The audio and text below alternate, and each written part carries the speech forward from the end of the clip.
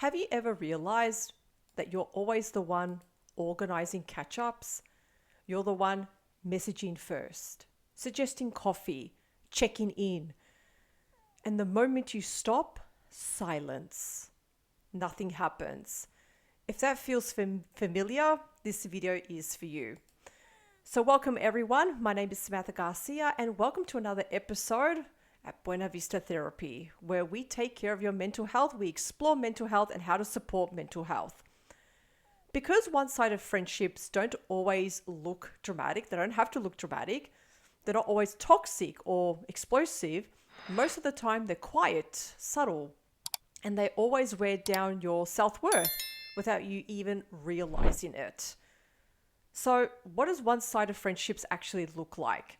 So when people think of one-sided friendships, they often imagine someone being outright rude or dismissive. But most of the time, it's far more subtle than that. It can look like, for example, they're warm, they're friendly when you organize the catch-up. They reply, but they never initiate. They say, we should catch up soon, but never follow through. Plans only exist because you made them happen.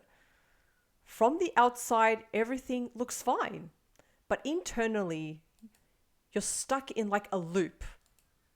In a loop of questions like, why am I always the one trying? Am I annoying? If I stop reaching out, will this friendship just disappear? And that uncertainty is exhausting. It can have an emotional impact. So can one-sided friendships have an emotional impact on you? Yes, it can, absolutely.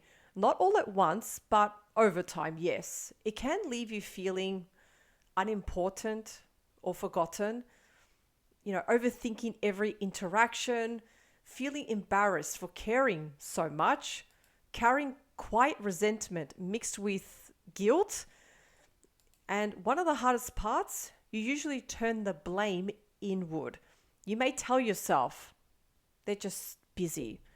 I shouldn't expect too much. I don't want to seem too needy. But let me say this very, very clearly. Feeling hurt by a lack of effort doesn't make you needy. It makes you human. You are human at the end of the day. So I have a quick question, and be completely honest. If you didn't message first, how many friendships would you actually have? How many friendships would actually exist? Or how about this one? You suggest a catch up and they say, let me see and I'll get back to you. Days pass, no follow up, no clarity. Because what they're really saying is, or without really saying it, I'll see if something better comes up. When someone keeps you as a maybe, they avoid commitment while keeping you as a backup. And I know that can be a hard pill to swallow in here. And you're not asking for, a quick reply or constant attention. You're not asking for that. Healthy friendships don't leave you suspended in uncertainty. If someone can't commit, honesty is kinder than silence. They should just be honest and upfront with you. So what about, do you ever find yourself in a situation where you need to please people? If you're a people pleaser, this part is especially for you. So people pleasers often feel responsible for keeping the relationship alive. They believe love equals effort. They may fear that if they stop trying, they'll be abandoned. So you keep showing up. You keep organizing. You keep giving people the benefit of the doubt. Not because you're weak, but because you care deeply. And for many people pleasers, this pattern started early. You learned that relationships lasted only if you worked hard enough for them. So why is it so hard just to step back or let certain things go? Why is it so hard? Letting go of a one-sided friendship doesn't feel empowering at first. It doesn't. It feels terrifying. It's uncomfortable because stepping back brings up questions like, what if I end up alone? What if I'm what if I'm expecting too much? What if this is just how friendships are? So instead of listening to your discomfort, you minimize it, you push it down, and you keep trying. And over time, you don't feel tired, you feel depleted. So here's a gentle reality check. Let's talk honestly without judgment. Healthy friendships don't require one person to carry all the emotional weight. Effort doesn't have to be perfectly equal, but it should feel mutual. If you stop organizing and the friendship fades, that doesn't mean that you failed. It means the connection was being held together by your effort alone. And that's an important truth to face. So what can you do? What are some practical steps if you are in a situation like this? Just pause for a moment. Pause. Notice what happens if you stop initiating for a while. It's not a test, but it's information. What's the feedback? What feedback are you getting? Is your friend reaching out and checking on you to see how you are?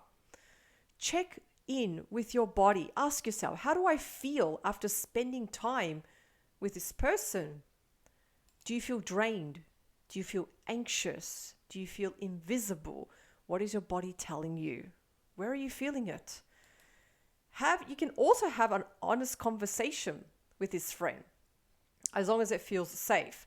So something as simple as, I've noticed I'm usually the one organizing catch-ups. Is there something going on? You're not accusing, you're just expressing. Give yourself permission to step back. You don't need a dramatic ending. You don't need a long explanation. Sometimes stepping back is an act of self-respect. So it is okay to also step back, and you don't have to give any long explanations. Let me give you an example. If a friend phones you, say, hey, I haven't heard from you. What's going on? You don't have to give your entire life story. You've been busy. You've been doing other things. And if this friend invites you to go out and you're unable to make it, don't give long explanations. You are busy. You've got other commitments. If this friend continues to force answers from you, they want to know, but what are you doing? I'm not saying to be aggressive, but be firm in the sense what you can respond with is, like I said, I am busy.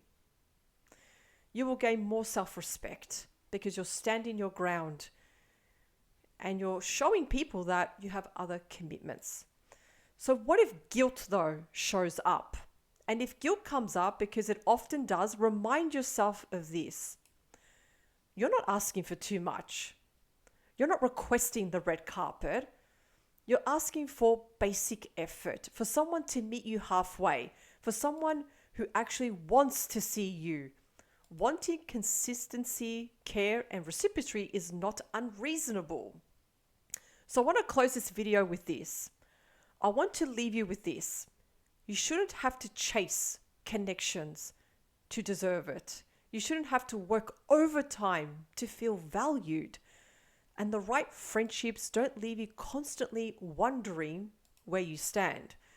If you've been the one holding the friendship together, you're not failing. You're becoming more aware of what you need. And you are allowed to choose friendships that at least meet you halfway.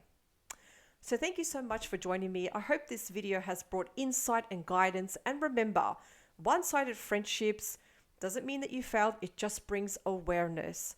You're starting to realize with your inner circle who are your true friends. And there's always that possibility and that opportunity to meet new people, new friendships, new faces. A stranger in the end is a new friend that has come into your life. And who knows the possibilities, what other friendships can also bring.